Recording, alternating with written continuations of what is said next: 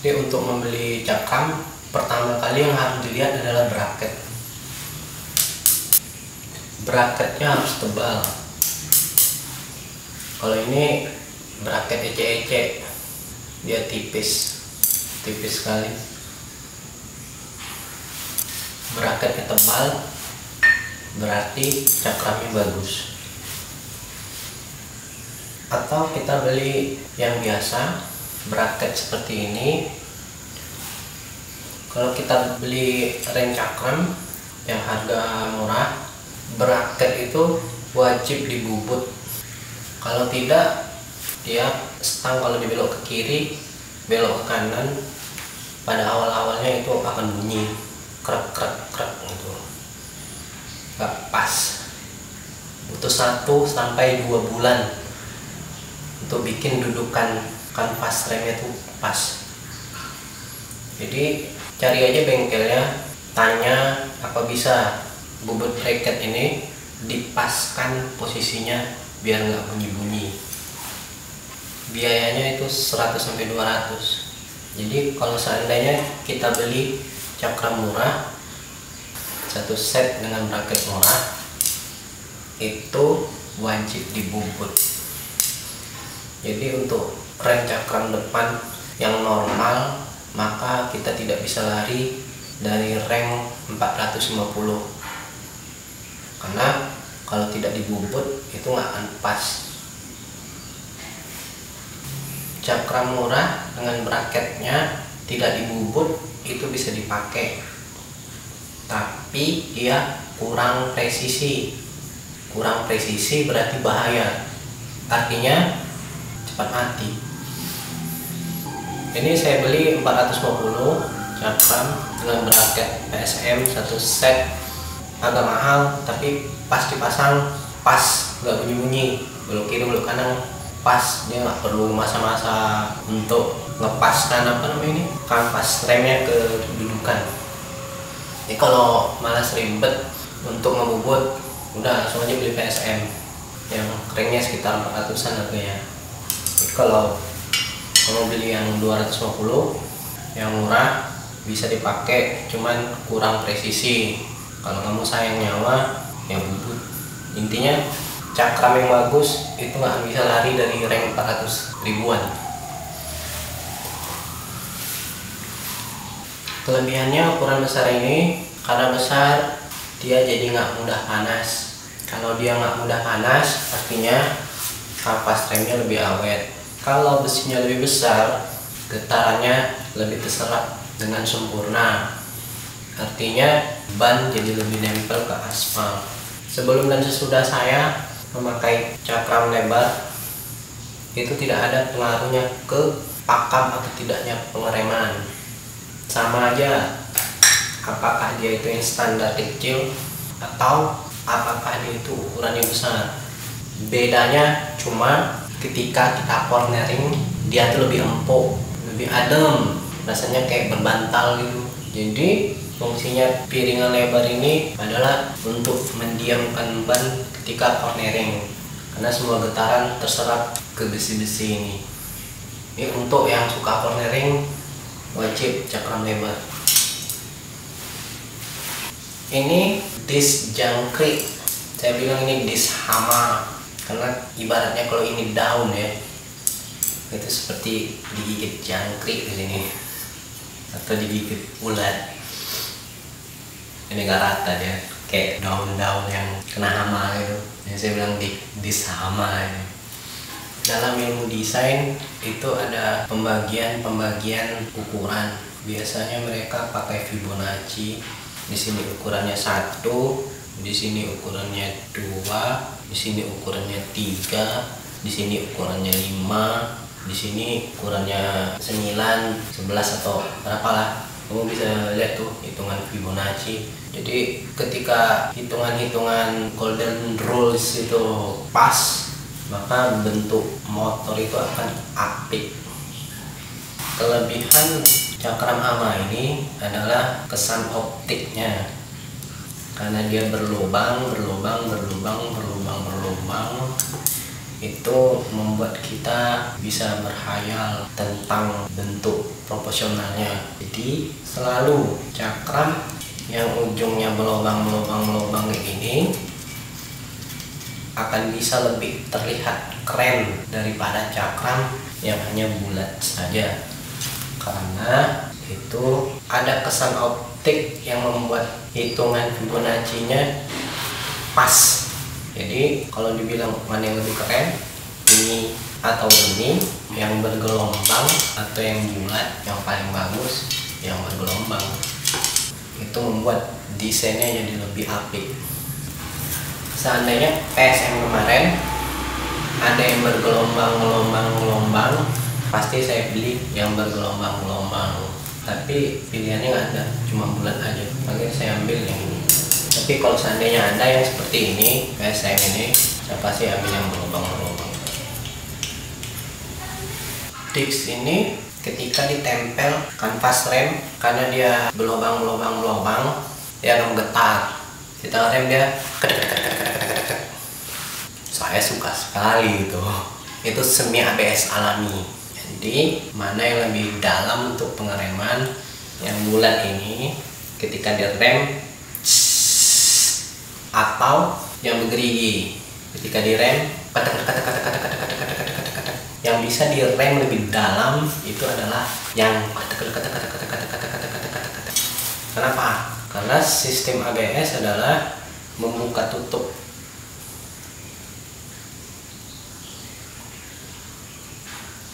Kanvas rem ini direm makin ketat dia ngunci, tapi kalau yang ABS direm ketika dia mulai ngunci dia mulai buka tutup. Jadi bannya nggak akan ngepot, keletek. Tanpa harus kita memakai ABS, kita sudah mendapatkan fungsi semi ABS dengan model cakram yang bergerigi. Jadi mana yang terbaik, yang diam aja atau yang keletek. Yang bagus itu yang ketek. Itu asumsi saya ya.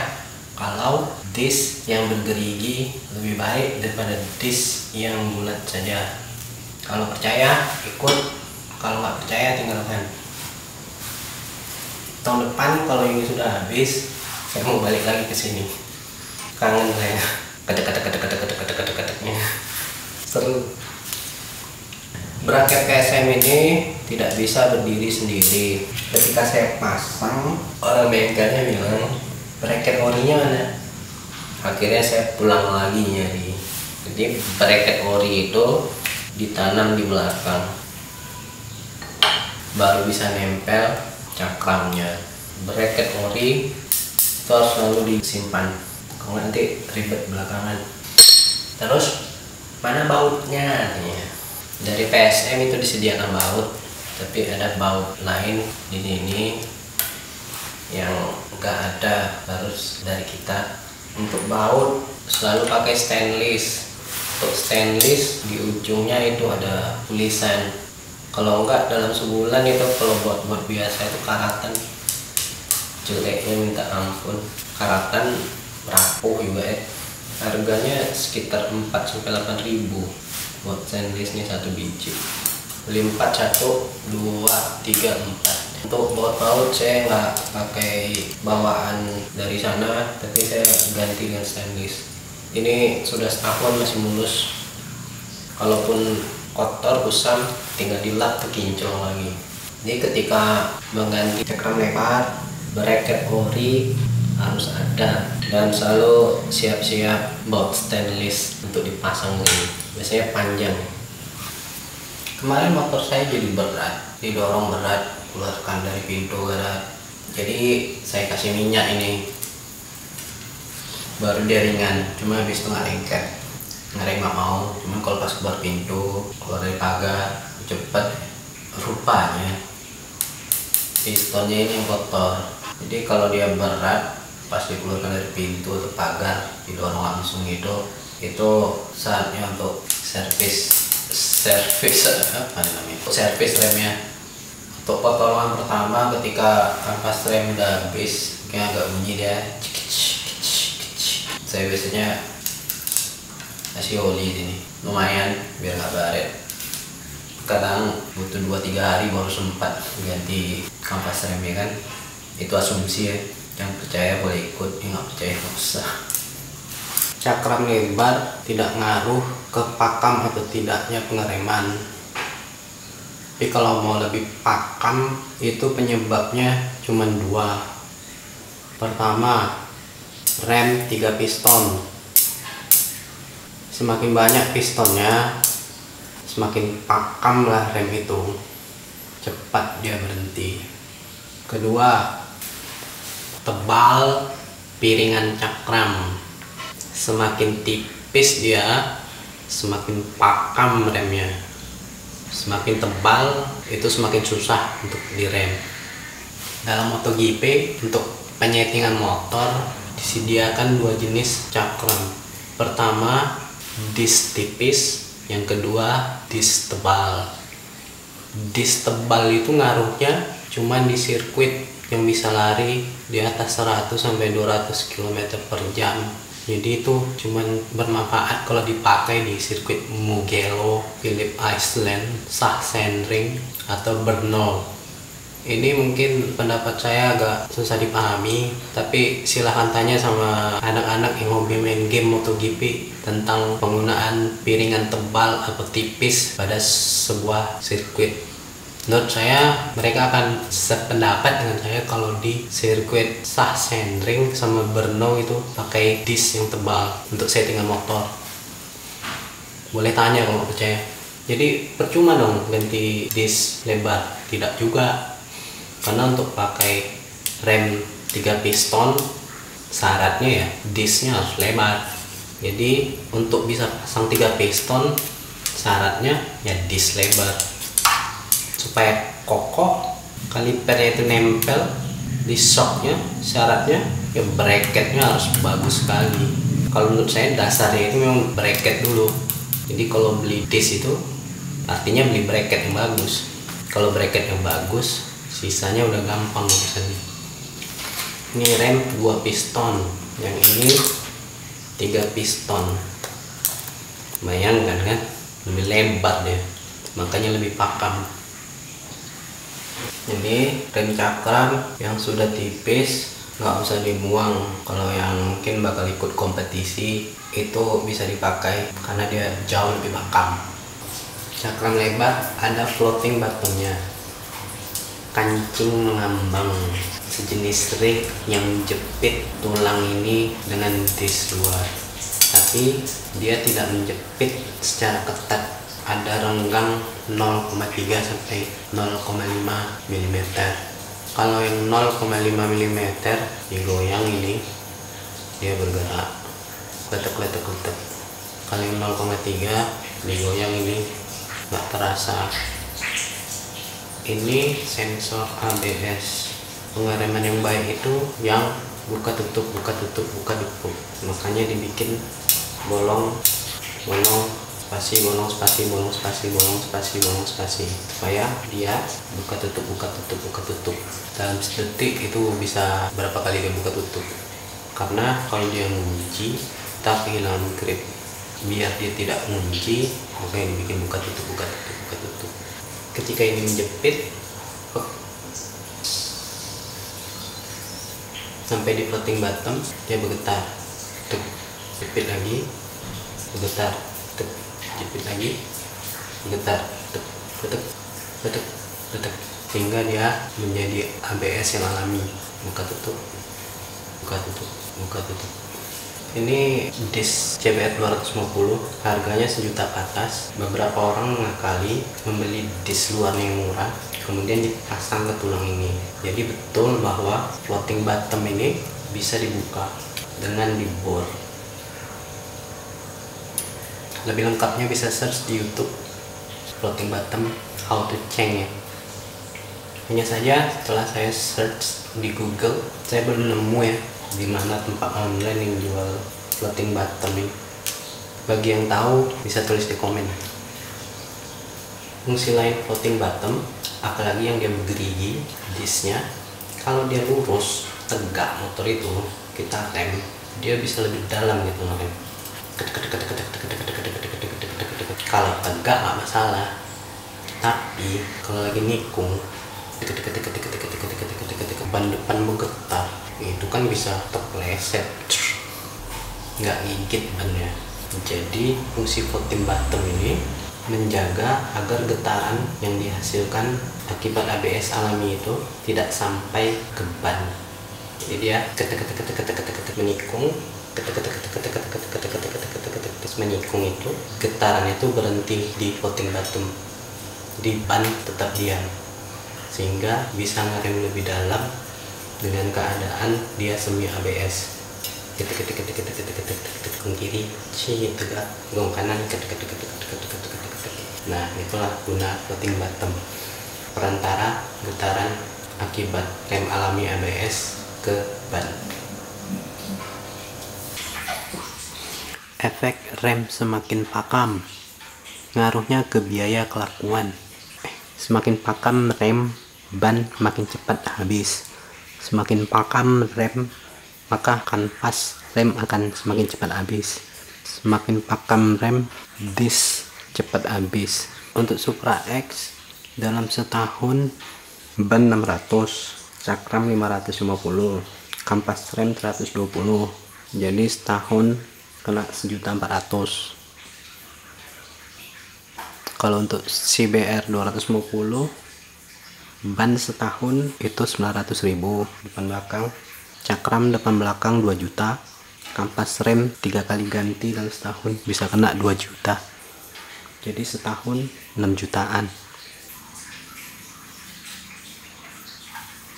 Kemarin saya nyobain CBR 250R Thailand itu touring, perjalanan 9 jam. Saya waktu itu pakai kampas rem Galfer, itu kampas rem untuk MotoGP, bahannya semi metal, itu benar-benar pakam sekali. Saya nggak pernah ngerasain itu ngerem dari 130 ke 60. Saya pengen berhenti di sana, dia berhenti di situ, betul-betul bagus. Ditambah memang yang CBR itu ABS dan 3 piston pula, saya senangnya bukan main. Lalu pulang sampai di rumah sorenya, saya lihat kampas rem belakangnya standar ya, berkurang 2 mili tebalnya. Kampas rem belakang 2 mili, artinya apa? Kalau saya touring 2 hari nonstop, itu kampas rem standar tuh mungkin bisa botak. Begitulah betapa borosnya ABS yang bener-bener pakam itu. Harga kampas remnya yang belakang itu 450-an. Nggak kebayangkan kalau kita berkendaraan 2 hari 2 malam touring jadi botak deh, atau ya intinya mahal. Kita balik lagi ke cakram depan. Untuk yang depan saya pakai Galfer, dan Galfernya awet, tetapi dia menguras disk. Jadi disk ini dimakannya, diamplasnya ini, diamplas ya, saking pakapnya ini kan semi metal ketemu metal kan jepit minta ampun. Oke, sedangkan harga kampas rem standar harganya 800-an untuk depan. Kalau Galfer itu 600.000. Oke, murah. Tapi karena dia bahannya semi metal, dia itu memakan piringan. Harga piringan CBR 250 1.200.000 ke atas. Jadi dia irit di kanvas rem tapi boros di cakram. Jadi niat mau hemat, nggak hemat akhirnya. Solusinya akhirnya saya nemu kampas CBR untuk 3 piston ABS merek Bendik, sekitar 70.000. Kalau kamu mau pakam, menabung lah, karena rem pakam itu termasuk kebutuhan lux. Saya dengar ada ya rem Brembo, hanya saja spare partnya susah. Menurut saya di Kanibal aja pakai punya CBR 250 yang 3 piston, itu spare partnya banyak, bisa di order juga di asal punya STNK. Itu memang benar-benar pakem. Saya lihat yang subscribe udah ada 14 ya. Terima kasih yang baru-baru subscribe. Untuk yang baru subscribe dan subscriber yang kemarin, saya kasih hadiah ya, pemandangan indah. Asik, segar. Oke, sampai ketemu di video berikutnya. Ban habis dalam setahun botak, dis cakram tipis dalam setahun aus, kampas rem 3 kali ganti dalam setahun. Itu mungkin bisa terjadi dan memang pernah terjadi kalau makainya betul-betul.